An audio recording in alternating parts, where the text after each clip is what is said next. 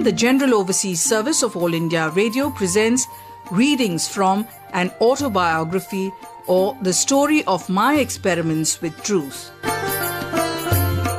The reading from the autobiography is presented by Sri Gopalkrishna Gandhi, writer, teacher, and the youngest grandson of Kasturba Gandhi and Mohan Karamchand Gandhi. The words of the Mahatma in the voice of his grandson. I wired to the Bombay agent of Dada Abdullah and Company to arrange for my passage by the first possible boat to South Africa. Dada Abdullah had just purchased the steamship Courland and insisted on my travelling on that boat, offering to take me and my family free of charge. Another steamship, Naderi, also sailed for Durban at the same time. This was my first voyage with my wife and children. As though to warn us of the coming real storm on land, a terrible gale overtook us while we were only 4 days from Natal. The gale in which we were caught was so violent and prolonged that the passengers became alarmed. It was a solemn scene. All became one in face of the common danger. They forgot their differences and began to think of the one and only God. Every minute were heard sounds and crashes which foreboded breaches and leaks. The ship rolled to such an extent that it seemed as though she would capsize any moment. It was out of the question for anyone to remain on deck. His will be done was the only cry on every lip. At last, the sky cleared, the sun made its appearance, and the captain said the storm had blown over. People's faces beamed with gladness, and with the disappearance of danger, disappeared also the name of God from their lips. But the real storm was yet to come. As soon as we landed, some youngsters recognized me and shouted, "Gandhi, Gandhi!" Then they pelted me with stones, brickbats, and rotten eggs. Someone snatched away my turban, whilst others began to batter and kick me. I fainted and caught hold of the front railings of a house and stood there to get my breath. But it was impossible. They came upon me, boxing and battering. The wife of the police superintendent who knew me happened to be passing by. The brave lady came up, opened her parasol, though there was no sun then, and stood between the crowd and me. This checked the fury of the mob, as it was difficult for them to deliver blows on me without harming Mrs. Alexander. Escorted by the police, I arrived without further harm at Mr. Rustamji's place. I had bruises all over, but no abrasions except in one place.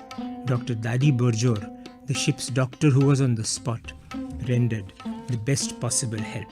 The late Mr. Chamberlain, who was then Secretary of State for the Colonies, cabled the Natal government to prosecute my assailants, to which I gave the following reply.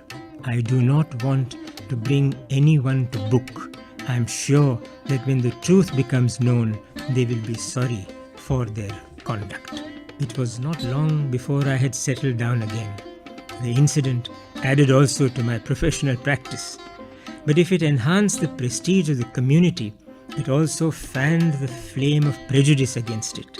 As soon as it was proved that the Indian could put up a manly fight, he came to be regarded as a danger. 2 bills were introduced in the Natal Legislative Assembly. One of them calculated to affect the Indian trader adversely, and the other to impose a stringent restriction on Indian immigration. The bills considerably increased my public work and made the community more alive than ever to their sense of duty. Public work now began to absorb most of my time. My desire was to secure for the Congress a permanent fund so that it might procure property of its own and then carry on its work out of the rent of the property. The property that was purchased was leased out, and the rent was enough to meet the current expenses of the Congress. The property was vested in a strong body of trustees and is still there, but it has become the source of much internecine quarrelling, with the result that the rent of the property now accumulates in the court. After considerable experience with the many public institutions which I have managed, it has become my firm conviction that it is not good to run public institutions on permanent funds. A permanent fund carries in itself the seed of the moral fall of the institution. In our country, we experience this at every step. Some of the so-called religious trusts have ceased to render any accounts. The trustees have become the owners and are responsible to none. I have no doubt that the ideal is for public institutions to live like nature from day to day. These views were confirmed during the days of the Satyagraha in South Africa. That magnificent campaign extending over 6 years was carried on without permanent funds, though lakhs of rupees were necessary for it. I can recollect times when I did not know what would happen the next day if no subscriptions came in. When I landed at Durban in January 1897, I had 3 children with me.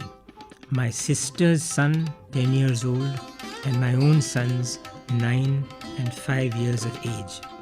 Where was I to educate them? I could have sent them to the schools for European children, but only as a matter of favor and exception. No other Indian children were allowed to attend them. For these, then, they were schools established by Christian missions. But I was not prepared to send my children there, as I did not like the education imparted in those schools. I therefore kept my children with me. My inability to give them enough attention and other unavoidable causes prevented me from providing them with the literary education I had desired. And all my sons have had complaints to make against me in this matter. My profession progressed satisfactorily, but I longed for some humanitarian work of a permanent nature. Dr. Booth was the head of the St. Aidan's mission. He was a kind-hearted man and treated his patients free. I felt strongly inclined to serve as a nurse in this hospital. I found time to serve in the small hospital. This meant 2 hours every morning, including the time taken in going to and from the hospital. This work brought me some peace. It consisted in ascertaining the patient's complaints, laying the facts before the doctor, and dispensing the prescriptions. It brought me in close touch with suffering Indians, most of them indentured Tamil, Telugu, or North India men. I had 2 sons born in South Africa, and my service in the hospital was useful in solving the question of their upbringing. My independent spirit was a constant source of trial. My wife and I had decided to have the best medical aid at the time of her delivery. But if the doctor and the nurse were to leave us in the lurch at the right moment, what was I to do? So I studied the things necessary for safe labor. I read Dr. Tribhuvan Das's book, Mane Shikhamar, Advice to a Mother. The birth of the last child put me to the severest test.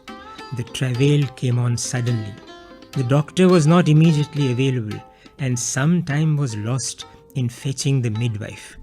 Even if she had been on the spot, she could not have helped delivery. I had to see through the safe delivery of the baby. My careful study of the subject in Dr. Tribhuvan Das's work was of inestimable help. I was not nervous. I am convinced that for the proper upbringing of children, the parents ought to have a general knowledge of the care and nursing of babies. The education of the child begins with conception. The physical and mental states of the parents at the moment of conception are reproduced in the baby. Then, during the period of pregnancy, it continues to be affected by the mother's moods, desires, and temperament, as also by her ways of life. After birth, the child imitates the parents, and for a considerable number of years entirely depends on them for its growth. You just heard the reading from the autobiography of Mahatma Gandhi, presented by Shri Gopalkrishna Gandhi, the youngest grandson of Kasturba Gandhi and Mohandas Karamchand Gandhi.